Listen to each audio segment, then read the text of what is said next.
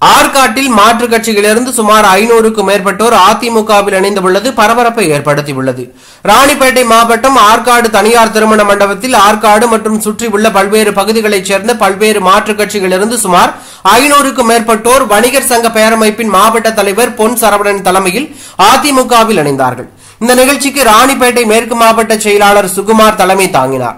இந்த நிகழ்விற்கு முன்னாள் அதிமுக வணிக வரி மற்றும் பத்திரப்பதிவுத்துறை அமைச்சர் KC வீரமணி மற்றும் இந்து சமய அறநிலையத்துறை முன்னாள் அமைச்சர் சேவூர் ராமச்சந்திரன் ஆகியோர் சிறப்பு விருந்தினர்களாக கலந்து கொண்டு அதிமுகவில் இணைந்து கொண்ட மாற்றுக் கட்சியினரை வரவேற்று அதிமுக துண்டை அணிவித்து உற்சாகத்துடன் அதிமுகவில் இணைத்துக் கொண்டார்கள்.